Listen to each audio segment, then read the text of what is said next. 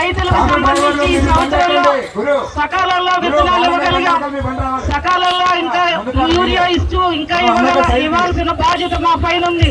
అదేవిధంగా మరి ఈనాడు వరుణుడు కూడా మనల్ని కరుణించాడు. ఈ ప్రోగ్రామ్ స్టార్ట్ చేశామంటే వరుణుడు కూడా ఇవాళ రైతులను చల్లగా ఈ వర్షం ద్వారా కూడా ఇవాళ ఆశీర్వదించాడు ఆ భగవంతుడు.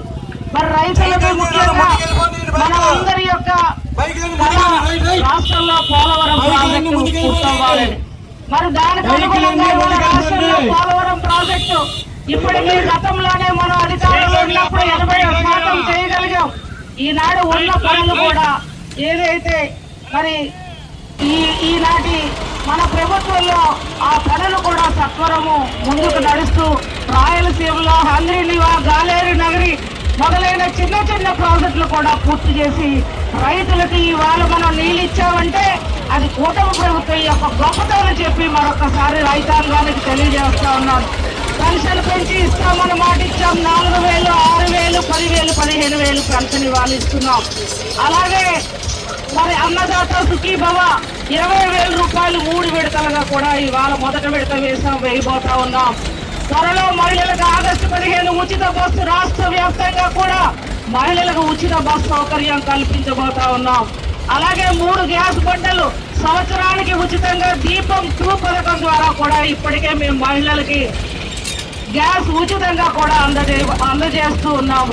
ఇవే కాదు, 5 రూపాయలకే అన్న క్యాంటీన్ పేదవాడికి కడుపు నిండా టౌన్లో భోజనం పెట్టబోతా ఉన్నాం.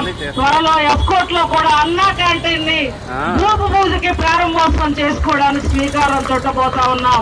ఇవే కాదు, మనం ముఖ్యంగా ల్యాండ్ టైటిలింగ్ యాక్ట్, మన ఆస్తులను మనం కాపాడుకోవాలని మొట్టమొదటి తొలి సంతకంగా గత ప్రభుత్వం దొంగ టైటిలింగ్ యాక్ట్ ను తీసుకొస్తే ఆ చట్టాన్ని కూడా రద్దు చేసి మన ఆస్తులు కాపాడిన ఘనత కూటమి ప్రభుత్వాన్ని కూడా చెప్తూ ఇంకా అనేక సంక్షేమ కార్యక్రమాలు ఈ 4 ఏళ్ల కాలంలో చేయాల్సిన బాధ్యత మా అందరిపైన ఉంది.